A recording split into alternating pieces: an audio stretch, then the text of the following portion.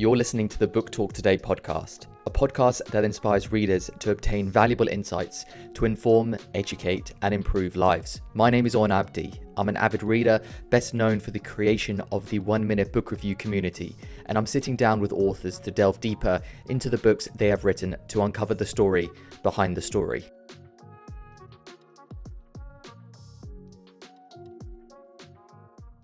Hello everyone and welcome to episode 38 of the Book Talk Today podcast. Today we are joined by Adam Ashton. Adam, otherwise known as Ashto, has worked previously in corporate banking, transport and logistics and in digital marketing, during which he found a lot of the answers he was searching for in books. His favourite books have helped him to understand himself better and understand the world as well. And today we'll be discussing his book, which he co-authored, The Shit They Never Taught You in School. Adam, it's a pleasure to have you on. Thank you so much, man. It's always good as a book podcaster myself. Love chatting to book podcasters, especially about books. I know. Seems like the perfect fit. Yeah, I know. There's nothing better. As I've discovered, there's nothing better to discuss books, but also to learn from others about how they go about approaching reading. I think reading is such a solitary exercise, and it's nice to speak to others about their journey. So I think that's a wonderful place to start. Where was your journey to reading more proficiently around, subjects of whether it be self-improvement or productivity, whatever it might be? And how was that journey for you? Where did that start? I didn't read at all after high school. Literally nothing. I read The Da Vinci Code and Angels and Demons. So within 6 years, I reckon I read those two books. And so then I was I was listening to a whole bunch of podcasts. I got into podcasting, listening to podcasts, and it seemed like everyone was recommending books. And so I was like, well, if all these worldwide superstars in every single field are all reading books and are all crediting books with their success, I should probably start reading books. And so then I think I literally just got a list and top 10 books for X, and just bought 40 different books in one hit, and I was like, I'm going to read these one day. And so I think the first year I read 10 books. The second year I read 30 books, and then I've been reading 50, 60 books every year since then. What has been the biggest change for you in your view of yourself and the world since then? I know you say on your website that books have helped you to understand yourself better and also the world, and that's very much been my learnings from reading more. It's very much an intrinsic and an external thing. What has been some of the things that you've seen with yourself and from reading more? So much, man. I think the biggest one really is the meta lesson, the shift, going from a non-reader to a reader, going from someone who thought I knew everything, going from someone who had a lot of confidence but not a lot of substance to back it up, to now probably going to someone with a lot more substance, probably less confidence, which I think is probably a good thing, maybe more grounded confidence and less over-exuberant confidence. But I think the biggest one is just always looking for more, always looking for new lessons, always looking for new things, as I say, to learn about myself or to learn about the world, or just little things that have a big impact on the way I operate in the world, whether that's in a career sense, a work sense, a productivity sense, a personal project sense, a happiness and fulfillment sense, a personal relationships, philosophy, all these things that I every book just has this one extra nugget that adds a little piece of this massive jigsaw puzzle, which is largely blank at the moment, but hopefully I'm filling in small pieces at a time as I go. How do you choose to fill in that puzzle? A question I always get asked on my Q&As I do every week is how do I choose my next books to read? I mean, it'd be great to get into how you actually select your books to read. I suppose there's probably there's multiple prongs, but basically I've got a massive list of books that I want to read. There's probably, since I started this reading journey, there's probably 350 books that I have read. There's at least 1,350 books that I haven't yet read but I want to read, and then I'm sure there's another 10,350 that I haven't even heard of yet that one day I will discover and want to read, if not more. So I guess the first bit is I just buy books that I'm really interested in. Like this, for anyone who's looking at the video, that big stack behind me is all the stuff that I have bought in the last couple of months that I haven't even read yet. And that's just like what I'm hoping to read next. That's the stuff that I'm most interested in at the moment because I've grabbed it. I want to read it. So it's almost like there's this massive pool of books that I've heard about and I want to read. There's a smaller subsection of books that I physically have available on my shelf. And then there's like a smaller subsection of that, which is like the books that I'm actually going to actively select to read next. So I'm sort of like stepping it down each time, cultivating and then cultivating and then cultivating again until I land on the book that I read this week. Yeah, I mean, like the way I do it is I usually break it down into two things, either a subject that interests me or a skill that I'm looking to improve on. So like for instance, a podcast we just recorded was with Violet Mola, who's a historian, and she wrote a book called The Map of Knowledge, and it's detailing 7 cities and the impact that they had and how knowledge was transferred from the Arabic world into Western civilization. But then, you know, then I see behind you, you've got Ultralearning by Scott Young, who came on the podcast as well. So it's like how to learn, which is like you're saying, like a meta skill. That's the meta skill that you really want to go for, which is like how to learn and how to approach learning. So yeah, I mean, my Amazon basket, I had a look the other day, I think it has like 650 books or something. So I just go on, I'm like, save for later. Yeah. So do you actually, because you do a podcast, and I think it'd be good to talk about the podcast, how the podcast started with you and your the podcast you do with your friend Adam. How did the podcast come about, and how do you actually select the books for the podcast? Is it out of interest? Is it just because you think they're good lessons to share? Yeah, definitely a mix of both. Definitely a mix of personal interest, so the stuff that we're most interested in, but then also definitely being aware of a broad range of different topics, knowing that what we're interested in, probably a certain crossover of people will also be interested in that. But there's also a whole bunch of other topics that, you know, if not everybody's interested in, and maybe we're not super interested in, but it's important stuff that we have to read type of stuff. So there's definitely a mix of personal interest, but also just going for breadth, going for the great topics, going for the stuff that you just have to read. You know, like Daniel Kahneman coming out with a brand new book, like, you got to read it type of thing. Or if, you know, there's one of the classics that we haven't read yet, you know, that's like this 30-year-old book that everybody says you have to read, and we haven't read it yet, well, that's got to go on the list as well. So there's some of those ones that we just have to read. And then I guess it's exploring different interests. Going wide, at the very start of the podcast, we didn't go so wide. It was very much business focused, I would say. We started very much as business focused, and then we gradually branched out from there. So like maybe from business, we branched out a little bit and found marketing books. And then, okay, we branched out a little bit and found that, okay, within marketing, there's a lot of psychology in marketing. So then we sort of went to psychology. Then we sort of went to behavioral economics. And then from there, we sort of went to, you know, economics in a more traditional sense. And then maybe to, you know, personal finances and investing and the stock market and stuff like that. So we sort of like started from where we were and gradually branched out further and further and further till we had a wide-ish sort of a net that we cast across a whole bunch of different topics. What would you say was so I would say mine's perhaps happened in reverse to that, in the sense as I've always had the broad, like I studied politics at university, and so I did like loads of different subjects, whether it be economics, anthropology, sociology, neuroscience. Like I did loads of different modules. So for me, it was like at university where I just spent all my time in the library, and every single week I had a reading list, and I just delved into different subjects. And then as I went into creating content, it was like, okay, how do I make this a bit more narrow? Because I mean, like, when I've approached the podcast, I'm like, it's more like finding who can I not get on rather than who I can get on. So, I mean, for you, what has been one of the genres or areas that have been had the most impact on you and your learning? Definitely a big one was philosophy. And the reason I think it had the biggest impact was because I had the least interest in it. I think I came into it thinking that philosophy, for whatever reason, was for, you know, long-haired, grey beards, people sitting in caves, meditating all day and thinking about how we should operate in the world. And then But then I thought, well, what are you actually doing? Like, how does this actually relate to the real world? Like, there's like this image that you've created, but then that was very, very naive of me. And then I started actually getting into philosophy. I was like, damn, this is fantastic.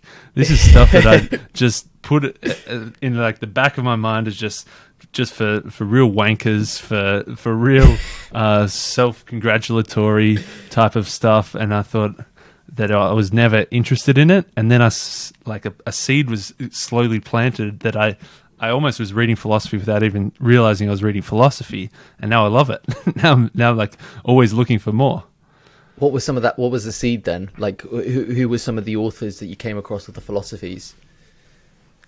I think a good gateway one was Ryan Holiday, like Obstacle is the Way, which is, people say like it's a Stoic philosophy book. I think it obviously is, like that's sort of what it's grounded in, but it was almost like a pop philosophy. Like he was using modern examples, he was using things that I understood and could relate to. It was quite simple language, like it wasn't like the super hoity-toity academic language that I was expecting from a philosophy book.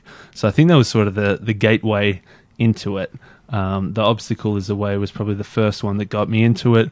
Loved his other book, Ego is the Enemy, and I guess from there then sort of started exploring broadly into Stoic philosophy, and then since then sort of even broadening out further and further. I would say like along the journey of from where I was to philosopher, I'm probably only like 3% of the way there, but it's a big 3%. From 0 to 3 is a big jump. Zero to 3 is a lot bigger than 50 to 90. I think it's one of those things. Yeah, I think it's one of those things. Like I've been fortunate enough in the fact that when it comes to philosophy, you know, I have a deep religious background, so I think philosophy plays a huge part in that. But like for me, it's interesting to read other philosophies like Stoicism or Buddhist philosophy, Taoism, wherever it might be, because I like to find similarities between different philosophies and different ways of thinking. And I always talk about, it'd be interesting to get your point of view on this, is like the way I think about books is like a wall. Because I always get asked like, what is the book that's changed your life? Kind of, what was the one book? And I'm like, there's not one.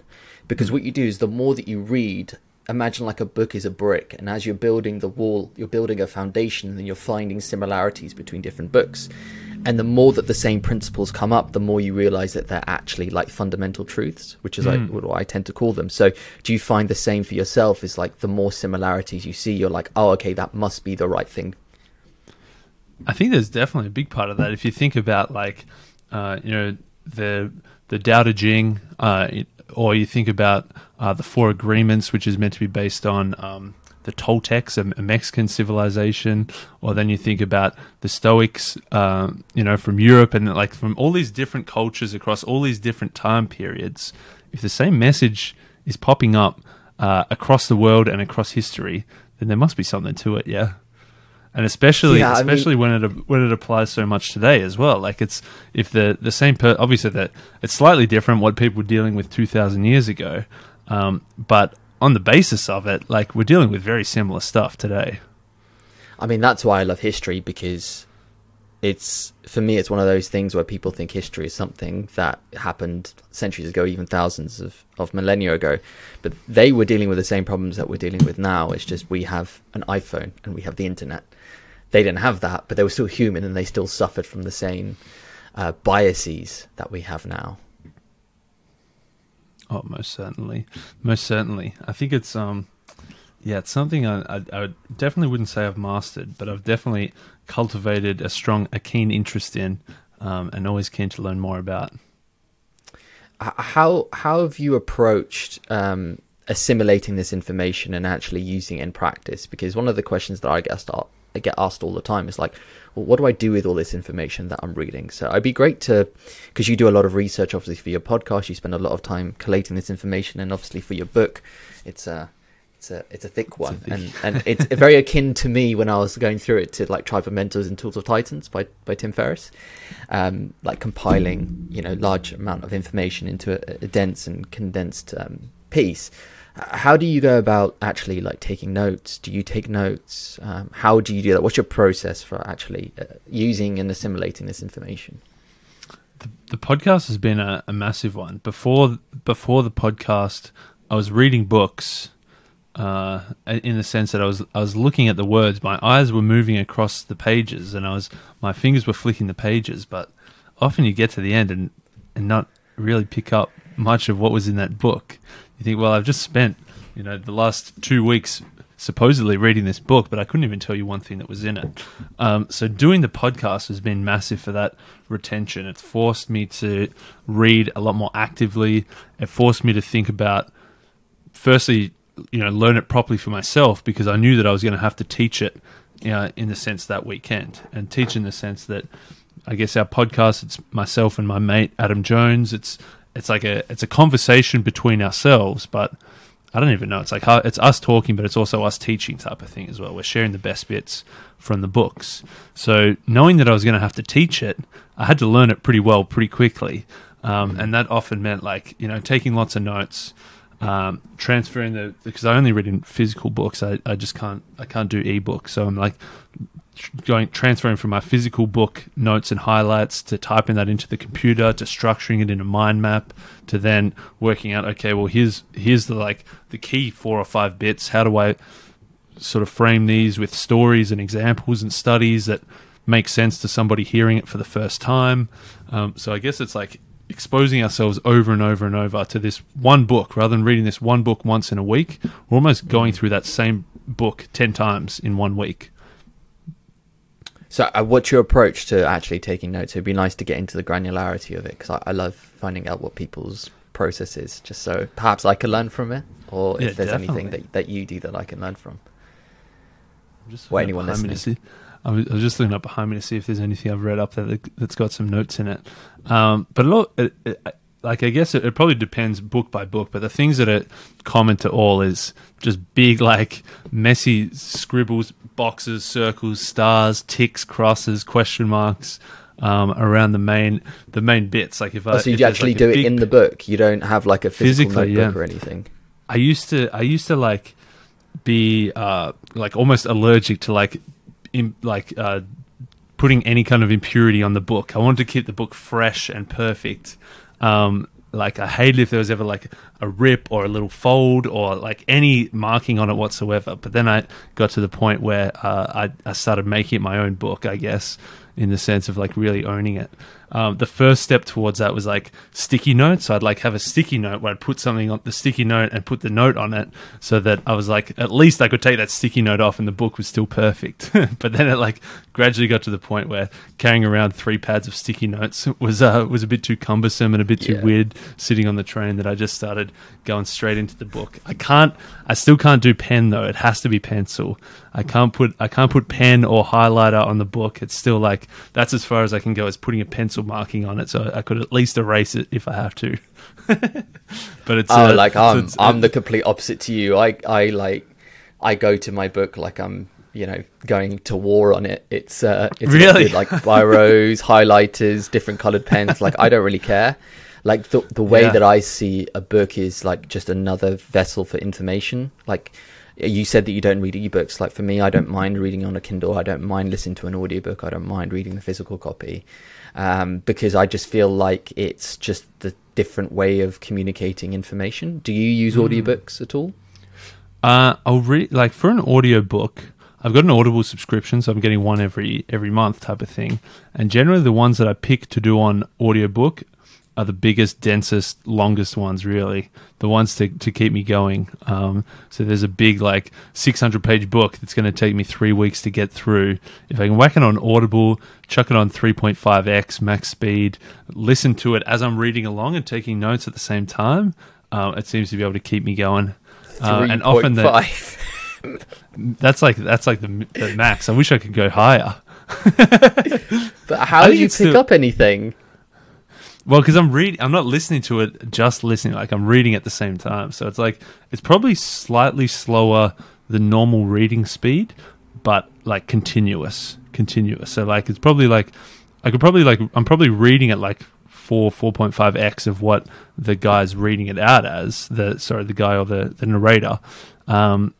But because it's non-stop, so I'm not thinking about something and then I lose focus and then I've got to go back because I wasn't actually reading it properly. It's if it's going, going at 3.5x, you got to keep up. So you got to just stay focused and keep going on it. I do that, but I do that at like 2. That's the most I can do. That's the most I can do. Like, honestly, like maybe 2.5 if I'm pushing it. But like, I just 3 to me is like, I just can't pick up anything they're saying. It's just gibberish at that point. Yeah. Well, I get it. There's also maybe you're better at retaining information through auditory than I am. There's also like a certain type of book as well that, in terms of book selection for the podcast, doing one every week, it's generally at the start, Jonesy and I were both keen on the same books. Like there's, if you're starting a book podcast, 7 Habits of Highly Effective People, How to Win Friends and Influence People, 4-Hour Work Week. There's like, Man's Search for Meaning. There's, Mindset. There's Grit. There's like all the books that like you have to do. So we sort of, once we got through those, then our interest started sort of deviating a little bit. So now we do it where we sort of like, okay, for the next 6 months, I'm going to pick 10, you're going to pick 10. We got to have a mix. We can't I just can't pick 10 philosophy and he picks 10 history. We got to have a mix of all the different parts that, so in our book, we've got, personal development, we've got career, we've got business, we've got marketing, we've got psychology, we've got philosophy, we've got personal finance, we've got leadership. So we've got to pick 1 or 2 from each of these different parts. And when Jonesy throws up a 600-page Jared Diamond history book, that's when I just whack the Audible in and just let it roll at its 3.5x and hopefully something sticks. I mean, for me, when I go about going into a big book, whether it be, for instance, like Robert Greene seems to be one for me that he just writes, dense, complex books. I mean, there's one book that I've really wanted to get through now for a couple of years. I just haven't got the stomach to do so, which is The History of the Russian Revolution by Leo Tolstoy. That sounds hefty. I mean, it's like, if I can show it to you. Oh my goodness! Can you see it? Is that the big white one there? Oh my goodness! Yeah, I mean, it takes up the whole shelf. I know. I mean, yours is pretty dense. Oh, we got so close. Yeah, you're close. I mean, you're close to good old, happy old Leo there. I mean, he looks like a cheery chap going through the Russian Revolution. Certainly. But that's one for me, and it's not one of those books that's got big text. I mean, you have a look at it, and it's like fine print as well. So for me, I've always wanted to get through that, but for me, it's one of those things where how would you approach something like that, and funnily enough, actually, there's not actually an audiobook for this, which to me is crazy. I don't know how. It's it's a fascinating book, and it's one of those ones that's quote unquote a classic, but apparently there's no audiobook, which is crazy. So apart from just audiobooks and your approach to doing so, I think it'd be good to talk about your podcast. You interview some authors, and you say that you've had some big authors on your podcast, actually, when I had a look on your website. So what are some of the biggest takeaways that you've taken from actually interviewing authors and speaking to them face to face and learning from them? Yeah, it's been incredible for 2 blokes who met at a pub. When we were both pulling beers, working casually on the side in our 10 hours a week casual job, pulling beers for 60-year-old alcoholics, that we were able to then meet with 2 of Australia's most recent prime ministers, sit down with them face to face, have a chat about all things books, politics, global international relations, and then play some piano together at the end. So just like that a juxtaposition from when we started to who we were hanging out with was I guess an incredible trajectory. It really started with 7 months of cold emailing and nobody answering our emails, and then eventually one did, and then 2 months later 2 more did, and then another few months later we got another 1 or 2, and then eventually we got, I think Seth Godin was probably the first big one. We had a couple of big Australian ones that helped, but Seth Godin was probably the first big international one, and then you get a couple more, and then you get a couple more, and you can add a few names to the list, and it was just great to be able to chat to some of our all-time heroes and favorite authors. Imagine if you just send a cold email for us, a big one was Robert Greene. You send Robert Greene a cold email and say, hey, we're 2 23-year-old dudes from Australia. Can we chat to you for an hour?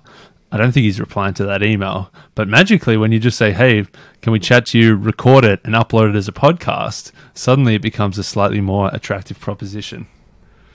I mean, I you know, my whole thing with the podcast and interviewing authors for me is like, I feel like it's somewhat of a selfish endeavor, because I almost feel like I learned so much from doing it, and it's just a bonus that I get to share it. I mean, even if it wasn't shared, I'd just love to speak with them. But I feel like a podcast is an excuse to, because it's like you said, it's weird if I just go out to, like, one of my favorite authors is Will Storr, and funnily enough, he, like, this is crazy for me to even think about, because the podcast for me is only just under a year old, but he's got a new book coming out in September, and he sent me a published version with, like, no cover, just for me to get my thoughts on, for him to come on the podcast. And I'm like, what? This is crazy.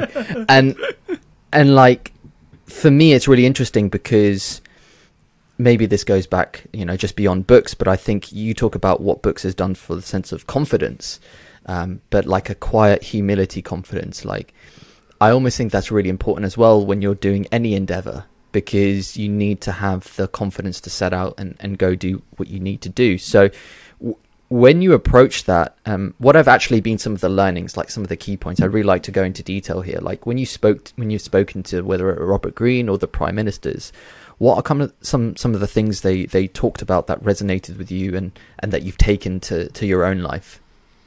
One I'll mention that specifically helped, I guess, in terms to the podcast is Robert Cialdini wrote, you know, the godfather of influence and persuasion. He wrote the book Influence, which he just updated. He wrote Persuasion, which we loved as well.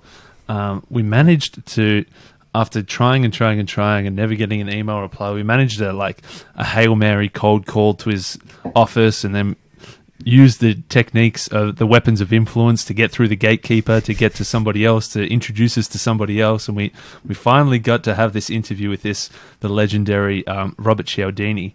And one of the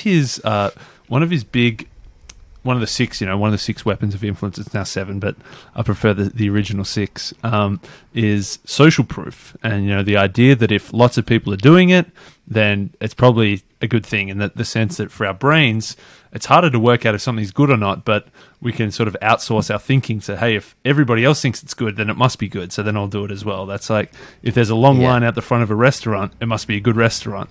If there's lots of people trying to get into the club, it must be a good club. So that idea of social proof, if you're Joe Rogan or Tim Ferriss, and you can say, I've got X billion downloads of my podcast or X 100 million downloads of my podcast, that's some pretty good social proof. If you're not Tim Ferriss or Joe Rogan, if you're Adam Ashton and Adam Jones, and you don't quite have those big numbers, Robert Cialdini's advice was to switch it to talk about the growth over time and the trajectory. So whether that's, if you're a company and you say, we used to have 3% of the market and now we've got 10% of the market, that's some pretty impressive growth. Or if it's like us, you know, if you've got 10,000 downloads in the first year, and then you had 100,000 downloads in the second year, and then 500,000 downloads in the third year, then it's like, well, that's some pretty impressive growth. Even though if you stack those numbers up against Tim Ferriss, it probably doesn't stack up. But just the gradual growth of improvement over time was one way to sort of show that social proof. So I think that was, for us, that was like a good way to reframe, you know, not modest podcast downloads, but like solid podcast downloads for where we were at the time. But just by being able to sort of tweak it and reframe it a little bit helps with the influence and persuasion. Yeah, I think some of the hardest thing is, I think some things we've been talking about is obviously the cold email is important, but I think once you establish momentum, it's a lot easier. Big time. Because then you have the confidence to then go up to others, and then even like perhaps this happens to you as well. Is I know we were speaking about the fact that you haven't done author interviews in a while, and probably something that you should look at again. But it's one of those things where other authors suggest other authors that they should go on it. I don't know if that's happened to you as well. And I think it's also, I think you probably get to a point as well where at first, when you've got nobody and everybody's saying no, that's pretty tough. But then when you're like, our initial strike rate was 0, obviously, and eventually it was like 1 out of 50, and then eventually it was like 3 out of 100, and then it was like 7 out of 150. So like it was slowly improving each time. But then once you get to the point where you like your strike rate's like 1 out of 4 or 1 out of 5 from a cold email, the no's don't hurt so much. That's when you realize that, okay, well, this one's a no, but on to the next one. It's not like it's going to be another 50 until you get a yes. At least it's another 4 or 5 until you get a yes. Yeah, I've found it to be one of those things where it's like when I started, there was so many no's. I would say I would probably benefit in the sense that, you know, I already had the 1 minute book review page, so I was already been sending books, so it's a lot easier to go out to authors if they're already sending you books. But for me, it was like when you're starting anything from scratch, it's always difficult. Whatever other thing you've got going on, it's always difficult to establish something new. But it's like one of those things where I have now, where it's like I'm recording a podcast with you, but it's going to go out in, let's say, 2 months or like 6 weeks, and it's like I would have never have thought that I would be that far in advance in the past. So it's a crazy thing to think about. And for me, it's like, maybe as a content creator yourself as well, the difficulty is like, how do you deal with the constant, like, it's almost like once you do one, you're already thinking about the next one, and you already think about the next one. You're working like months in advance. How do you deal with that? How do you manage your time? For me, I guess, like, whilst I'm like quite objectively, I'd say I'm quite productive compared to, you know, the average person, in the sense that, you know, I've done 300 episodes of this podcast. You know, last year I did 3 books, where it's sort of like, obviously, like objectively, I've like got a lot of shit done. At the same time, I feel like I'm pretty horrendous when it comes to time management and productivity, and I'm pretty like lazy in the sense that I kind of need to trick myself into doing stuff. For me, like, the thought of doing a podcast every week forever is terrifying. So I almost have to trick myself to just like put these mini deadlines and these mini projects along the way. So like at the moment, we're thinking about from now till the end of the year. So I'm planning out, okay, I've got to do 10 episodes. If it's going to take me, it normally takes me like, say, 25 hours to do an episode, which is reading the book, doing the notes, transferring the notes to the digital version, structuring it all, you know, going back and forth with Adam, trimming down the notes to get to our episode run sheet, then actually recording it, then editing it, then listening back. It's probably like 25, 30 hours. To think of doing that every week forever is horrendous, but to think of doing that, okay, I've only got to do 10 of these and I've already ticked off 1, so now there's only 9 to go, is like one way that I sort of trick myself, I guess, into just keeping going for the next batch. I think, like, yeah, I think it's really important. I think we just talked about momentum, but it's one of those things as well, as if breaking it down into certain sections. What do you use as your note taking? Like, what system do you use for digital note taking? I go Mindomo, which is like a mind mapping thing. Miro is probably like the newer version, but I've, you know, like I was telling you at the start, we started using Skype for recording our podcast, and then because I was using it, we just didn't change.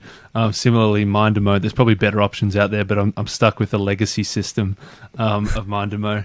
But it works for me. So I guess I like to have it in the mind map. So I've sort of got the different hierarchy of content. I know like how it's broken up.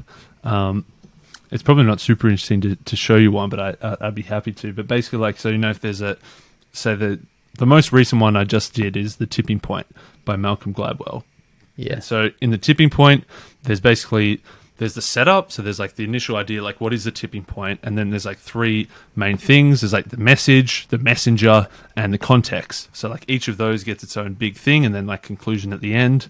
So then it's like, okay, well, within the part about the messenger, he's got like 10 different stories. Like he's got like a few historical examples. He's got a few pop culture references. He's got a bunch of like psychology studies.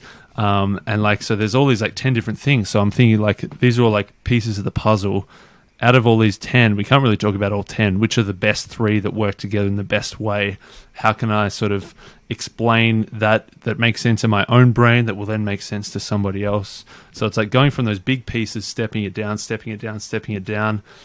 into all those different branches. That's sort of how I do it to structure it. I think that's just how my brain works. And then we then translate that just to more like a Google Doc type of setup with basically just bullet points. And instead of the mind map version, it's just like a, indented bullet points version as sort of our run sheet. Yeah, more of like a linear document more than something that you can absorb like a mind map. It's really interesting. Like I just like to hear how other people go about collating notes, because I'm big on taking notes and actually using that and actually refer back to the notes very often.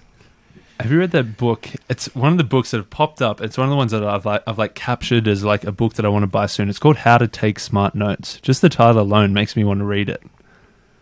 I haven't. I actually, funny enough, haven't read a book on how to take notes. I just have figured out the best way for me. Perhaps I should read one about how the best way to do it. But I've just found a way that's worked for me through trial and error. I'm keen to hear your system. How does your system work? And I'm most keen to hear how does it differ between an audiobook and a Kindle and a physical book as well?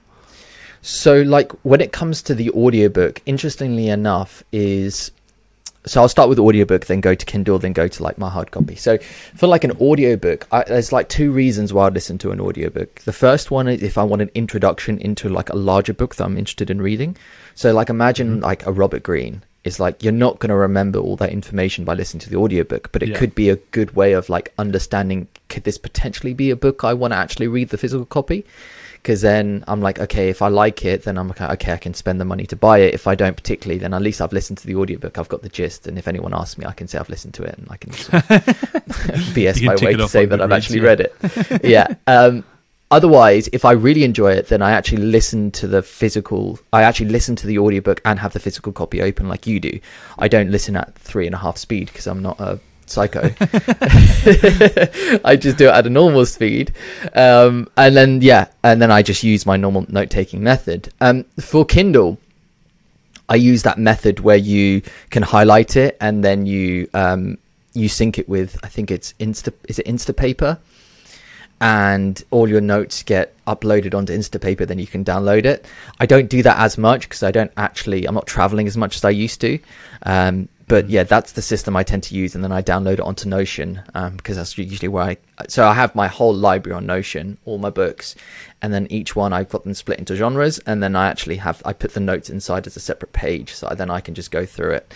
And I actually have the notes for the podcast as a separate page within the book, so I've actually got the notes and the podcast notes at the same time, which makes it easy if I want to do it on cloud, so then I don't have to actually have it on my hard drive or something, and I can use it on different systems. But my process for actual taking hard copy notes is before I start any book, I always ask myself a question. I'm okay, what am I looking to learn from this book? So whether it be, for instance, recently I read Ultralearning by Scott Young, and I was okay, what do I want to learn from this book? I want to learn, so I've taken up a project of learning how to program and learning how to code. Nice. Multiple languages, whether it be HTML, CSS, Python, whatever it is. And I'm okay, how do I approach this the right way? What's the best way to approach learning these multiple languages? So I read that book with that in mind, and I found that really helpful to sort of decipher what the critical information to take from the book. And then, I take my notes, I take my highlights as I'm going through. But then in the book, in Scott Young's book, he talks about active recall and, reading a chapter and being don't look at the book, but at the end of the chapter, write down a summary in your own words by hand, and that's really helped me with retention, because you're trying to remember what the key points from the book are without having to refer back to them, which means that when you come into a conversation like we are having now, it's a lot easier to recall that information because you've already done it once. And then once you can recall that information and you do it twice, it sort of establishes better connections in the brain. And then I do that for every chapter, and then this is to me has been a massive breakthrough. Is I think about 5 principles that I've learned from the book, and I try and distill those 5 principles and write that down. You've probably seen from my channel, 1 Minute Book Review channel, I always said 5 principles I've learned from this and 5 principles, and that's actually my principles that I've learned from the book that I've written down in the book. And then from there I just transfer it onto Notion, like I said, and then I can always refer back to it and then use what Stephen Covey talks about in 7 Habits of Highly Effective People. He says sharpen the saw, which is the 7th habit, which I think is probably the most important thing to do, is to constantly review those notes and the summaries. So yeah, I mean, that's what I found to work for me. I mean, other people like to, like you said, use post-it notes. Some people don't like to write in the book. Some people don't highlight. I don't think, like, there's so much gray area with this because there's not one right way to do it. It's just whatever works for you. And that seemed to have worked for me. Nice. I got heaps of follow-up questions. First one, what did you think of Ultralearning? We mentioned it a couple of times. I've got it behind me. Have you read it yet? Yeah, I've read it. I have. I said that's a pile of stuff I haven't read. I just realized that one's in the wrong pile. I have read it, and I got to admit, I didn't like it that much. I was expecting what was it big that you things, didn't like about it? I think I had big expectations. I'd listened to that dude on other podcasts, and it sounded awesome. The idea behind it, and I'd read The First 20 Hours. Have you read that one? No. It's another like learning skill development type of book, and that one was about like every skill that you try to learn, you're going to suck at first, obviously, because you've never done it before and you're not going to be good at it.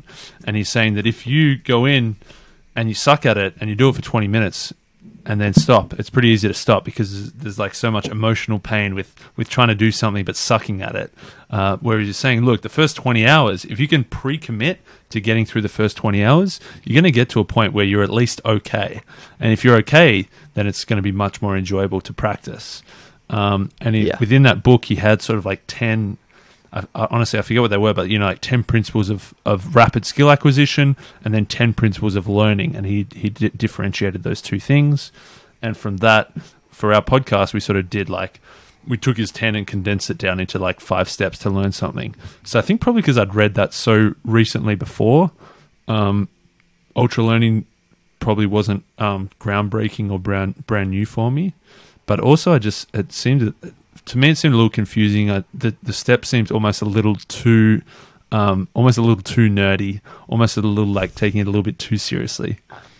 It's funny you say that because like that's what I loved about it, because I spoke to him recently for the podcast, and like we got really into the granular, like because he speaks 4 languages and I'm currently learning languages as well, and we were debating stuff like Pimsleur, Duolingo, and actually learning a language by immersion as well, by speaking through Skype.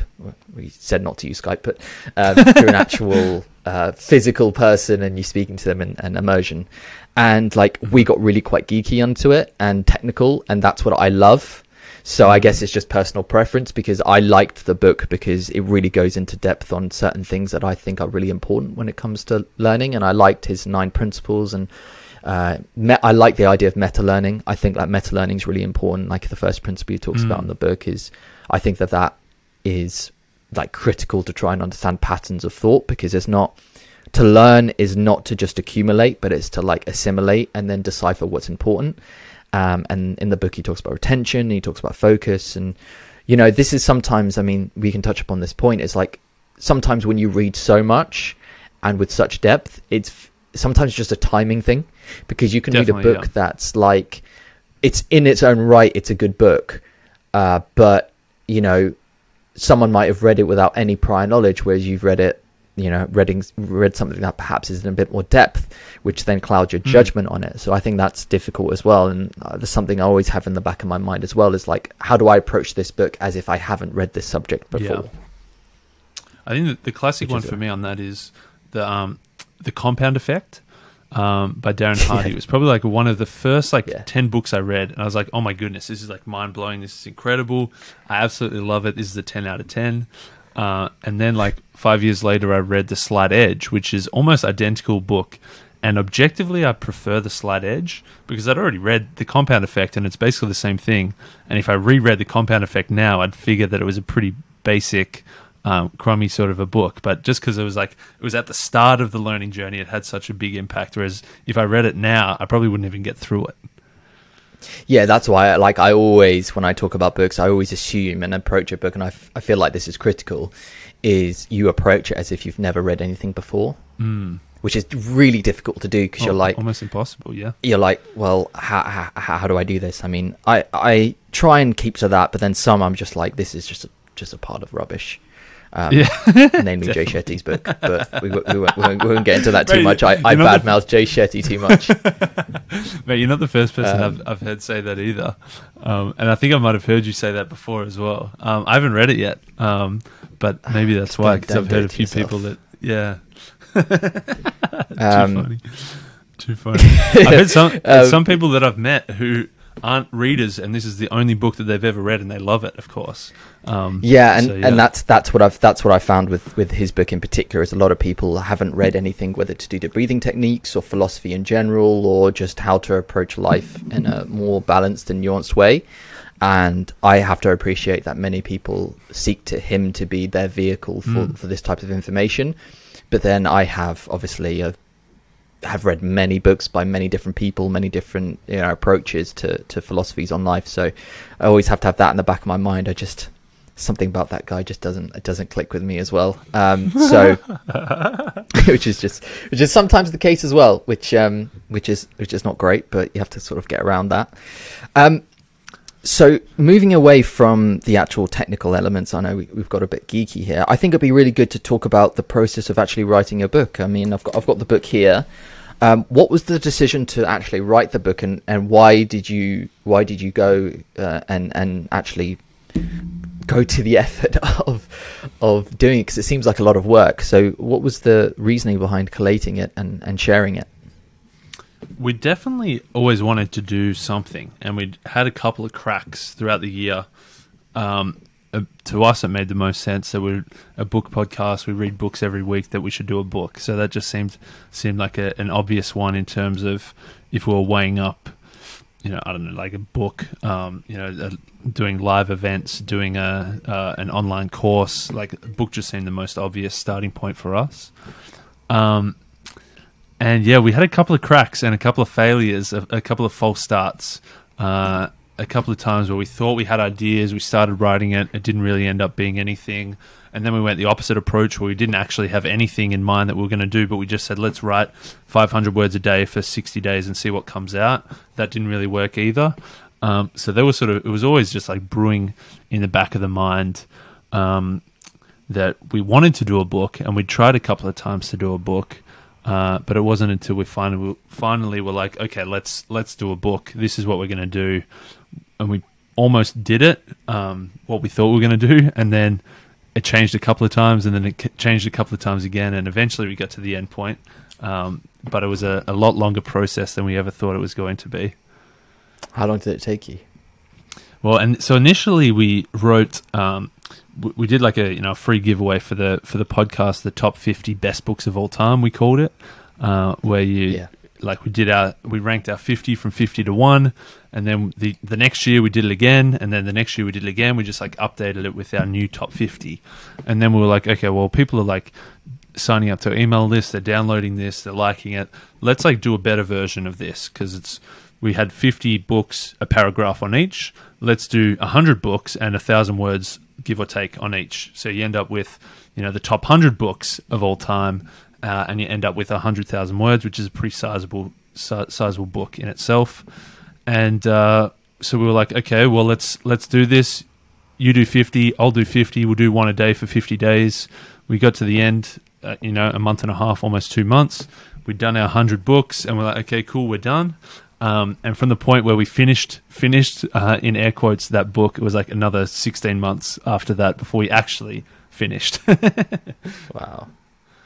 What did you learn at collating all that information? I mean, that's probably not just one thing that you learned. There's probably many things that you learned. But what was one of the standout things from transitioning from someone who's just reading all the time and accumulating this information to try and disseminate it and share it with others?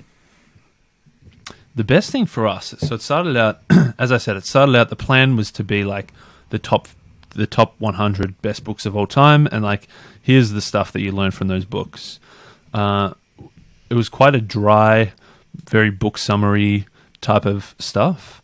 So the first bit was like, okay, we had all the information there, but we didn't have anything to make that information stick. We didn't have anything to make people want to read. We didn't have anything to make people keep reading. We didn't have anything to engage people to make them enjoy the process of reading and learning. So one big lesson, I guess, from a content creation perspective of writing the book was you got to have the information, because that's what we're all about. We weren't writing a fiction book, but you also have to have those elements that make people actually enjoy it. So that was definitely one big one. And then I guess from a more personal perspective was just the process. The end product, I should say. The end product is we ended up with more than 170,000 words, but it was like we've broken it up now. So rather than just 100 books, we ended up with 115 books, but they were grouped. So now we've got 32 different lessons, and those lessons are within 9 different parts. So like say we've got a lesson called Smell the Roses, which is lesson number 1, which is part of the personal development part. So we took like 4 different books about happiness and the pursuit of happiness and a little bit of positive thinking and stuff like that, and grouped them into one lesson. So there was, for me, a lot of that was like not just treating each book as a standalone vessel, but thinking, how do these ideas flow in together? How can we group different things together to form a meta lesson? And for me, the biggest one was like avoiding black and white thinking. Like some of my favorite chapters are the ones that are, look, here's option A, here's option B. They're both right. Like take your pick type of thing. So like one example is we talk about, career paths. One career path is picking something, starting early, sticking to it, working as hard as you can, using grit, using passion and perseverance to stick to something, to rack up your famous 10,000 hours to become a master in this one thing. And that works. If you do that in certain fields, then you can become a master and you can get to the top. At the same time, there's a completely different path, which is like the idea of range and the idea of originals, saying that, hey, you can actually go, instead of going deep in one thing, you can go wide into a whole bunch of things. You can do a little bit, learning this skill here and then change it up and then learn a completely different skill and then move into a whole different area altogether.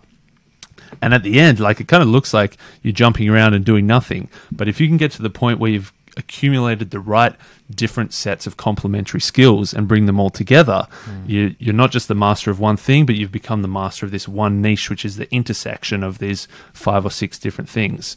And that path works as well. So it's sort of like, well, they're the opposite paths, but they both work.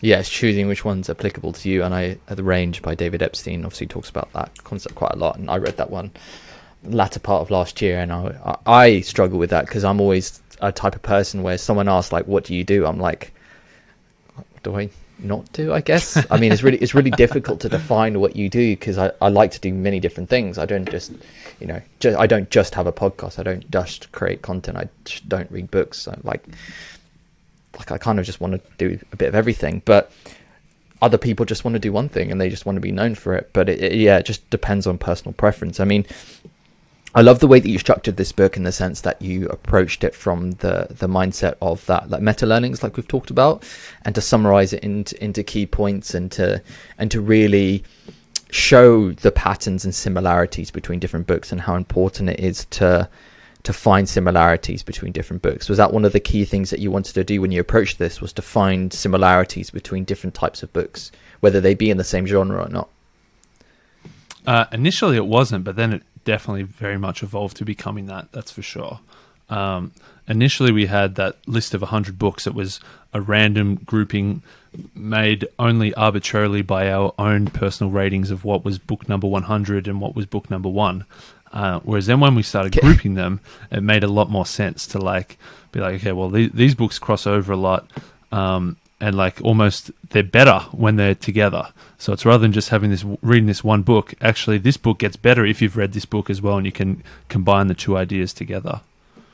What was number 100 and what was number 1? I'm curious. I think in number 100 at the start, we've got the list. There was even, as I said, it ended up being like there was like a few that didn't make the list as well. I think like Who Moved My Cheese was number 100. And the reason was like it probably wouldn't have got in our top 100, but it was so popular, like so many people know about it. So we're like, well, we got to start with something that everyone knows about. So number 100 was Who Moved My Cheese. Number 1 was The Laws of Human Nature by Robert Greene. So that was just an absolute beast of a book with a lot in there. So that was our original 101. I think, as I said, I think we've still got the list somewhere. It took us. It was a lot of fighting over our own personal rankings as well, because we both got very different ideas about what books should be where on the list. But we eventually got to 100 to 1, and then we just scrapped it all together. So it never saw the light of day. I mean, it's one of those things as well. There's like I don't approach reviewing books from like a ranking stage, because it's like, what are you comparing it against? Like, I always struggle with that when someone rates or reviews a book. It's like, well, when you're reviewing it like out of 10 or out of 5 stars, it's like, what are you reviewing it against? Because it's like, what is that typical? What is that, pinnacle book that is that 10 out of 10? So, I mean, I've sort of moved away from that type of ranking and moved away from more of like, okay, who is this book for and who is this book not for? Which seems to be, for me, a lot easier to talk about. I think, as we end this conversation, I mean, there's been so much to learn from, and there's so much to be discussed in relation to books. I mean, it'd be great to talk about some of your favorites, and some of the books that you've read that have had like a massive impact on you, and ones that you'd wish you had read earlier. Okay, well, I feel like I always say the same ones over and over, so maybe I'll give you a big list and you can pick ones we want to talk about more. Maybe just rattle them off, Adam. The ones that I always talk about: The Dip by Seth Godin, 7 Habits of Highly Effective People, Stephen Covey, The Laws of Human Nature, Robert Greene. They're probably the top 3, and then throw in their Mindset, throw in their Influence, throw in their Thinking Fast and Slow. Love all those. I think one that I don't talk a lot about, and that answers your other question of what do I wish I'd read earlier, was Range by David Epstein. Just that idea of, you can go the Tiger Woods path, which is starting early from the age of 2 or before the age of 2 when you're practicing your golf swing, and you can do something that's so precise like golf that it's all about error minimization, that you just practice until you become the best in the world, which is that idea of going deep, versus the Roger Federer path, where he played a little bit of soccer, a little bit of squash, a little bit of wrestling, and eventually, when he was like mid-teens, started taking up tennis, and then became number 1 in the world for a long period of time, by following more of that range, that broad, going wide path that we call it. So I wish I'd read that earlier, because I definitely relate to the going wide. I definitely relate to the range. I think it's almost like a lot of narrative fallacy as well, but it's almost like, for someone like myself who I started a job, I didn't like it. I started a uni degree, I didn't like it, so I changed to something else again, then I changed jobs again, and then I went to a different job. It's almost like, oh yeah, I'm just doing range this whole time. It'll all work out one day in the end. So there's definitely a lot of that is the reason that I like that book. But I guess it just presents a way that you're not just like a flip-flopper, that eventually, if you're doing the right things in the right order, in the right way, you can make these things all come together and click at some point in the future. That's something I struggle with as well, because I'm very much similar to you. I mean, I've tried things that I thought that I liked just because I was interested, and then I sort of chopped and changed, and I'm just hoping for the day that something sticks to a degree. And you're like, well, you just have to try things, and that's something that I struggle with personally, because I'm interested by so many different things, and you're almost forced in today's society to somewhat pick something, and then you're defined by it. But I almost think that robs you of the ability to perhaps define yourself as an individual, because you're like, you don't know what you really like. Like, who are you to try and understand who you are as an individual? So yeah, maybe you just have to try a bunch of things and see what sticks. Yeah, exactly. I've got one question for you as well that I want to catch you on earlier. The 5. Did you say the 5 principles? What did you call it? Yeah, the 5 principles. Yeah, 5 principles. And I've got another friend in Melbourne who does a book podcast, and she does her 3 big ideas from the book. I think on one hand, it's obviously a nice way to force yourself to have those 5 things that you've got from this book, that at any moment then you can go back to, here were the 5 things. Is there any like downside, I guess, of those constraints to either capping it at 5 or forcing yourself to get to 5, or boiling this a little bit reductive in you're boiling this massive book down to the 5 ideas? What are your thoughts around that? I think it's reductive in the sense that I have a specific question that those 5 principles refer to. Like, I appreciate the constraint that it has, because you're like, okay, imagine the laws of human nature by Robert Greene, and you're like, well, I'm reducing this book down to 5 principles, and it's like, well, there's so much more to it than just the 5 principles. But I think I frame it in the sense that it's like, this is the question I'm trying to answer. What are the 5 principles related to that? Because my difficulty has always been like, okay, what do I do with this information? And you can't implement 15 things at the same time, but you can potentially implement 5 things if done spaced and done properly. So my thing is like, it's better to implement 5 things than not implement 15. So I'm like, okay, how can I distill this into 5 points that I can actively use and implement into my life? Like, for instance, from Atomic Habits, whether it be environmental design, whether it be, compounding from 1% a day, or from Cal Newport's book on deep work, it's like productivity and scheduling and time blocking and all that kind of stuff. I'm like, okay, how can I assimilate this information into something that I can actually use? And I've found the principles to be the best way of doing so. But I definitely appreciate the constraint that, and it goes back to the nature of the book. It's like, if I read, for instance, one of the most popular podcasts I've done is with an art historian called Andrew Graham Dixon, who wrote a book on Caravaggio, which is a famous Italian artist in the 1600s. And I'm like, well, I can't distill that down to 5 principles because it's a biography, if that makes sense. So it also depends on the nature of the book and the context of it. But yeah, I mean, it's somewhat arbitrary to a degree, but it's like, well, what is the opposing thing that you can do? It's either you do something or you do nothing. So I'm like, it's better to do at least something than it's better to do nothing. But it goes back to what we were talking about earlier. It's like, so much of it is like gray. It's not black and white. It's like, yeah, okay, it could be 5, it could be 10, it could be 15, but it's like, what works for you as the individual? Like I said, your friend does it at 3 big ideas. It's like, well, if that works for her, that works for her. Yeah, so, yeah, exactly. The other one I wanted to ask was that, so your notes, like the end product that you get, is that 100% for personal use? As in, if somebody would look at that, what could they get out of it? And like the one that I look at is like Derek Sivers. He puts his book notes up, and he's like, these are the things that I was thinking when I read the book, and this is a thought that came to me. I wrote it down. There's no structure to it. There's no planning to it whatsoever. These are just like random sentences that I thought of, but people love it. Whereas I'm like, I don't know, I couldn't really get anything out of that, compared to like a book summary where they've intentionally crafted something that's for somebody else to read. So like, one end of the spectrum is the Derek Sivers, this is just what I'm doing, but people seem to love it, whereas the other one is specifically for the reader. Where does yours fall on that spectrum? Well, I don't produce my book notes for sharing. So it's like, my approach is never for anyone else, because I'm like, well, rather selfishly, I'm like, my book notes aren't for public consumption. So I don't approach it in the sense that I'm like, okay, people's eyes are going to be on this. I write it with sometimes my deepest thoughts, which people might read and be like, what is he talking about?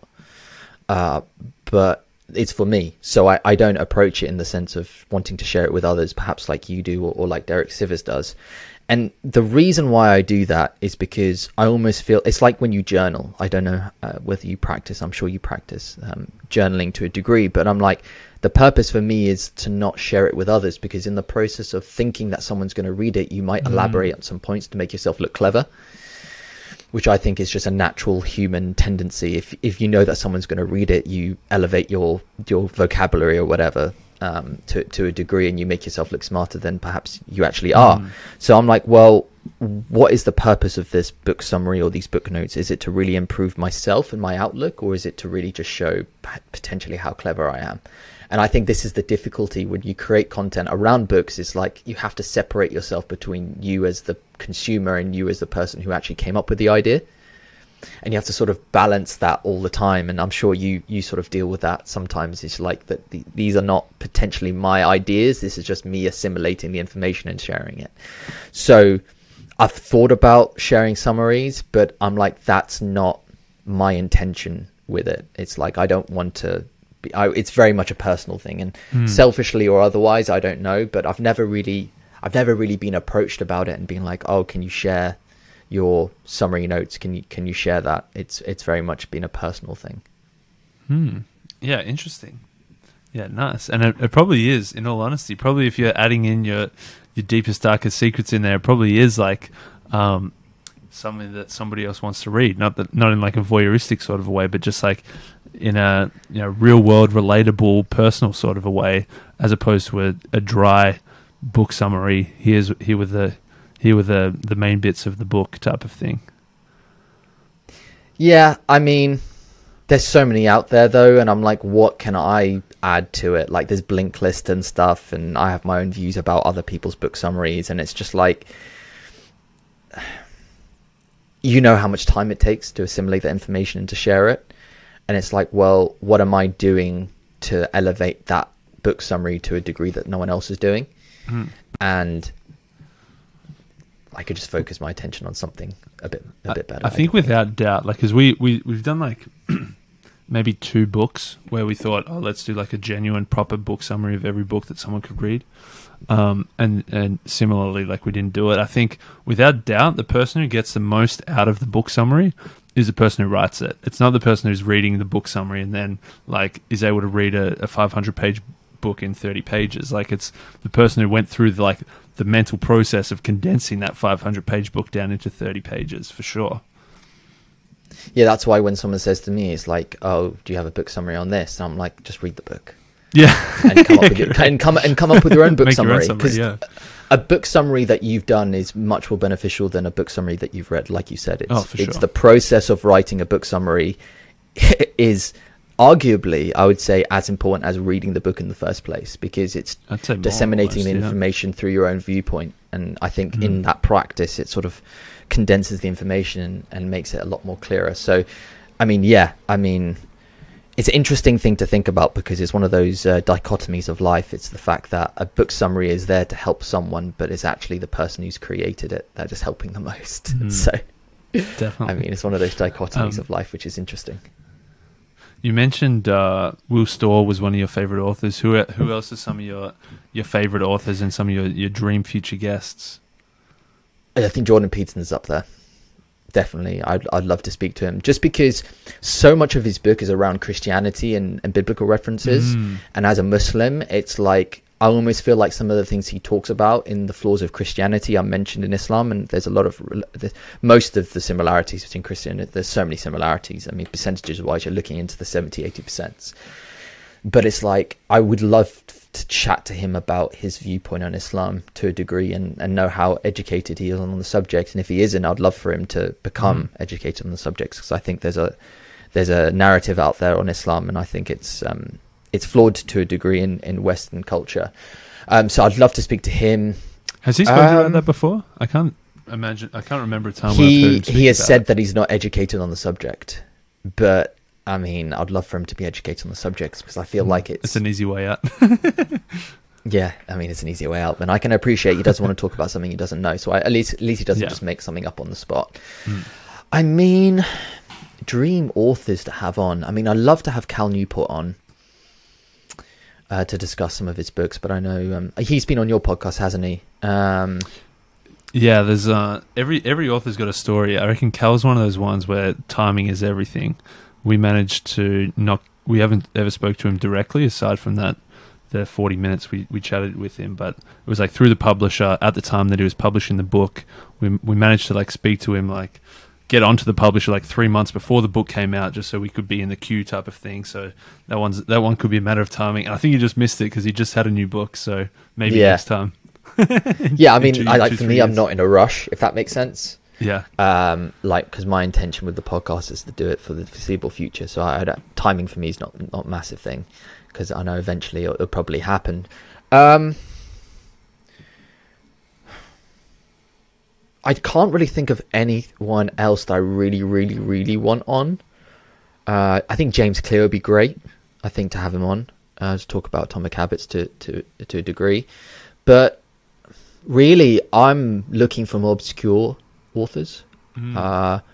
like for instance, like I said, Andrew Graham Dixon, art historian, I have on. Like I had Violet Muller on to talk about a book, The History of Knowledge. I had Richard Crowley to talk about the siege of Constantinople in 1453. I had David Robinson Simon on to talk about metonomics. So like for me, it's like, how can I get the most broad amount of guests rather than a specific type? And it's more for me like just throw a load of names out there and see what sticks, rather than a particular author. Like I said, to me, have you gone with your writing project about your siege of Constantinople? Yeah, Did you pick that up at so all? You listened to that one. That was with Hector, wasn't it? I talked about that. Yeah, that was when you mentioned it.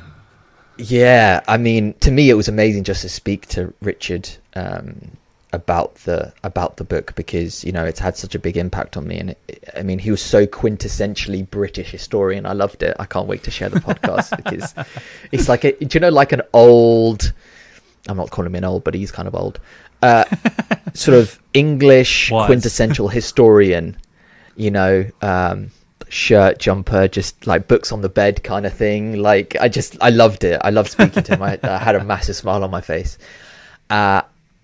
So the project is going well, but it's one of those things where, so a lot of people look to me, Adam, and they're like, oh, okay, what non-fiction book are you going to write? And I'm like, I don't know. I just feel like a non-fiction book for me, it's almost a lot more difficult to approach a non-fiction book than it is a fiction book, to the degree that it's the research around it. And I don't really have a topic. I'm like, well, I could talk about habits, but then I'm competing with atomic habits. I could talk about psychology, but then I'm competing with, you know, Angela Duckworth or Carol Dweck, who have PhDs in this. So I'm like, I could talk about productivity, but then I've got Cal Newport and stuff. So there's like me, it needs to be like a standout subject that I know something about and I've researched about, and it's going to take a lot of time and effort. But from the fiction side, I feel like for me, it's just like there's so much creativity and there's so much like storytelling, and I love it. And you can pull elements from non-fiction into fiction, whether it be philosophy, psychology, or just contemporary stuff. So yeah, I mean, it's going well. I'm about 25,000 words in, but it's one of those things where it's gonna, I always think about it posthumously, because I'm gonna be like, okay, what am I gonna talk about the book once it comes out? I'm already thinking about what I'm gonna say about the book before it's even come out. And I think the thing that I'm gonna say is like, it was gonna take me probably 10 years to get it done, because I want to travel to the places. I want to, you know, absorb the cultures. I want to take photos. I want to take videos. I actually want to track it on YouTube, and I want to track my progress about writing it, visiting these places and talking about it, and interviewing people for the podcast in relation to the book. So when the book comes out, it's like there's just this wealth of information surrounding it. So, I mean, for me, it's going to happen. It's just a matter of time, and I'm in no process to rush it, because my process of creation, it's like nothing should be rushed to the degree that it impedes the quality of the work. So like I think about Jordan Peterson's first book, Maps of Meaning, which he spent 15 years writing, and he rewrote each sentence at least 7 times, and I'm like, probably should approach it the same way. So. Yeah, no, it's very Perennial Seller, very like thinking about not only the product itself, but also the marketing of it once it's done as well. And also that's one of my favorite books. Like Perennial Seller to me is like why haven't, because he's known for his books on Stoicism, but I'm like, that book is like a solid book on branding and marketing, which his field is in. And I'm like, I read that and I thought, the Perennial Seller is going to be a Perennial Seller, which is the irony behind it. Which is it's a great book. I mean, I'd recommend that for anyone. So I wish I was when he was going, it was almost like going through like one like marketing book, Stoicism book, marketing book, Stoicism book, and then now he just seems to have done like 3 Stoicism books in a row. I kind of want him to pull out of Stoicism a little bit and go back to something else. I think he's sort of branded himself in that way now. He's got like the Daily Dad, Daily Stoic. He's got his own podcast, and his books like The Obstacle's Way and The Ego's Enemy. I mean, they've done so well in the sporting world, so he's like associated with Stoicism now. He can't really pull himself out of it. He's kind of like the modern day Stoic. speaker. So Yeah. he sort of somewhat boxed himself in, but obviously it's helping him to get the brand out there. But I mean, I'm not rushing for him to write something on marketing, because I feel like the Perennial Seller is his book on marketing and branding. I mean, he's got the other ones, but I mean, what can you really, I mean, I learned so much from it, and I feel like everyone, it's one of those books. Actually, it's a good question, just to round it off, because I'm sure we could speak about this for hours and hours. I think we probably need to wrap it up at some point, but I'd love to know, like, what are some of the books that you reread, and how often do you reread some of your favorite books, and which of those books do you reread often? I think the ones that, this is all, and it almost is going full circle back to where we started around how I was caught off guard by philosophy. They're probably the ones that I reread the most. Meditations, Marcus Aurelius, the Tao Te Ching, Lao Tzu. I think like books like that, every time you read them, you pick up something different. And it's almost like, obviously you're changing, so you're like learning new things, so different things are standing out. So you're almost like a different person every time you read it. But I think also because it's not like a here's the 6 steps to becoming a great leader type of thing. Like, it's not like it's so obvious that here's the things that you have to do and here's like exactly what to do. It's like, it's very like cryptic in the sense that you really got to determine the meaning for yourself. And that's why I think that every time you read it, you're picking out a different meaning and it means something different to you. So I think they're the types of books that I can reread the most often and enjoy rereading every time, because it feels like a new book each time almost. I mean, that's why I love philosophy to the degree that, and this is why I like rereading books as well, is the fact that you put it so well, is the fact that every time you approach it, you're learning something new, because your own view of the objective world changes based on your own experiences.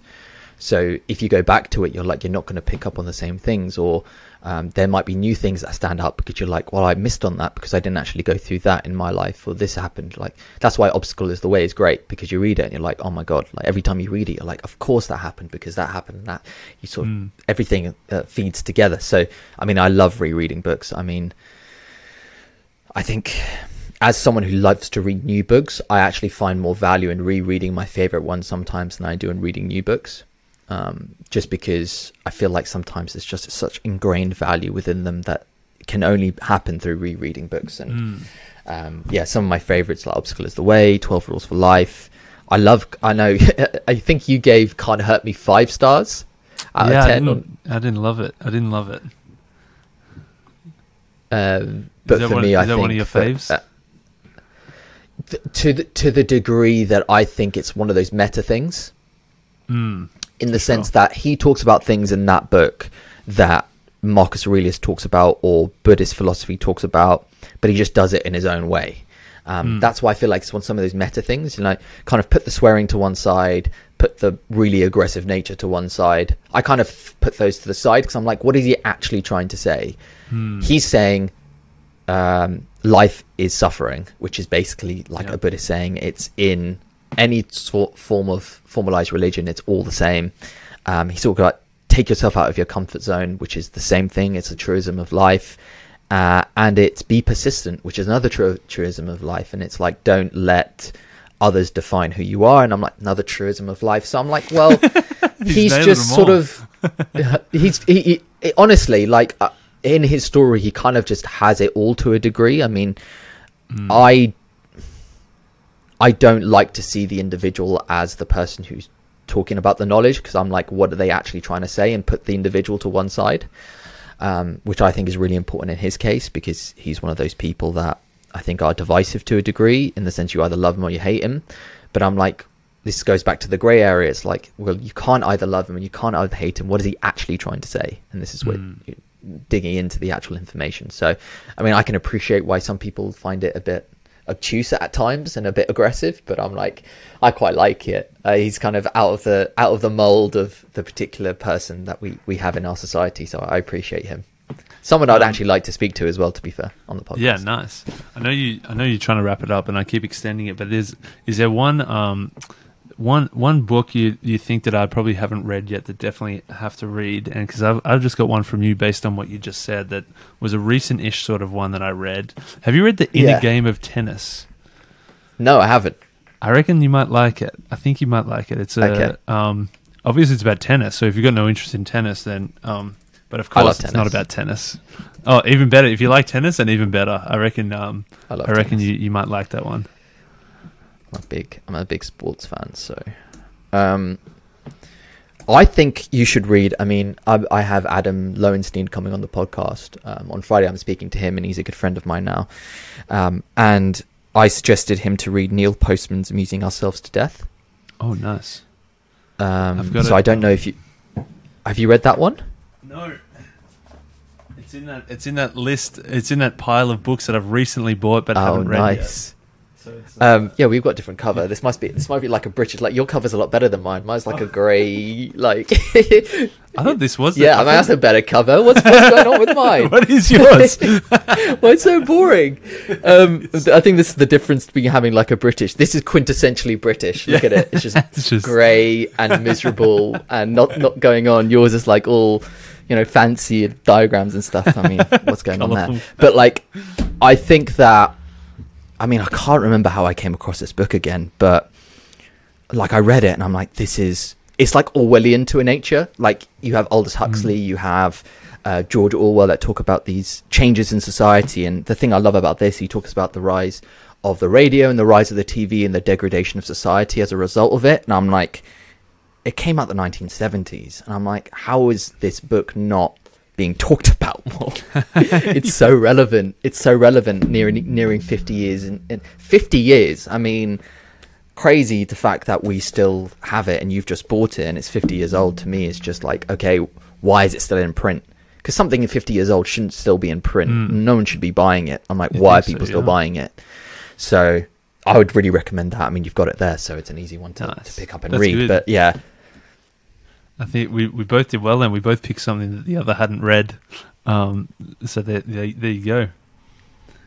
Yeah, I'd feel cheated in this conversation if I hadn't picked up new books to read, because I feel like either of us can learn from one another. So yes, exactly. Adam, thank you so much for taking the time to speak with us and discuss the book, The Shit They Never Taught You. We actually didn't go into depth to talk about the title, which perhaps you could just talk about it briefly now before we end it. Like, who's they?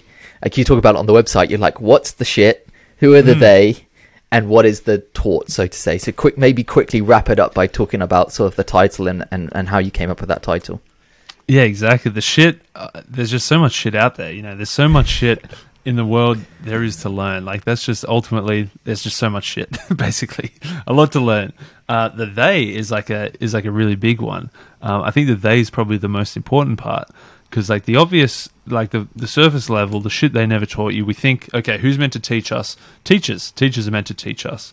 So in school, obviously there was a whole bunch of things that weren't taught in school. Like, in school, they taught us school stuff. They taught us geometry. They taught us a bit of grammar. But they didn't really teach us, how to set up a bank account and manage your finances. They didn't really teach us that, hey, we're all going to die someday, so we better take life pretty seriously. So I guess that's like the obvious one, but the they is a lot more broad than just teachers. Of course, there's parents teach you a lot of stuff, grandparents, uncles, aunties, like, so family members. There's neighbors who you're probably exposed to, like, around, they're going to teach you a whole bunch of different things. There's your friends, of course, teach you a whole bunch of stuff. Your bosses teach you stuff, your mentors, your sports coaches. There's like this broad range of they. But also, like, I think most people get, like, that's where they stop. They stop with that broad range of people that they have personal connections with. Well, what we're sort of saying is, like, hey, there's a whole another world of they out there. And for us, the they includes, billionaires. It includes CEOs. It includes anthropologists. It includes philosophers. So for us, even though I've never met I've never met a philosopher. I don't even know what a philosopher would look like if I met one. But we can still learn from those people. So for us, it's books. The books, like by reading books, we're expanding our massive circle of they to capture a wide range of different people. So for us, like this book is ultimately about like, hey, these are like 115 of the people that we've added to our circle of they, and you can add to your circle of they now as well. And then I guess the message at the end is just as like, go and expand your circle of they, go and read more books. Yeah, I love that message. I think a lot of people are encouraged to find mentors to help them along the process, but I think that people get misguided in thinking that they actually have to have one individual to mentor them, in the sense of to care for them, in the sense of a carer. But I treat every single book or idea as a mentor in itself. And if you see people in history and authors as mentors, then you're never going to be alone to a degree, and you're never going to be misguided. So cool. It was a pleasure to have you on, Adam. Where's the best place that people can find you on social media and a website and stuff? Yeah, whatyouwilllearn.com is probably the home base. The podcast, What You Will Learn. You can find the book, The Shit They Never Taught You, there as well. And yeah, I'm sure from there you can find us anywhere. Perfect. Adam, thank you so much for taking the time. Cheers. Great to chat on. Loved it. Thank you for listening to this podcast. Don't forget to like, share, and subscribe for more content. Also, visit our website, www.booktalktoday.com, to subscribe and download the latest edition of our magazine. Join our mailing list to receive the first issue for free, to get a taste for the value-packed content that we are offering. Book Talk Today, for readers, by readers.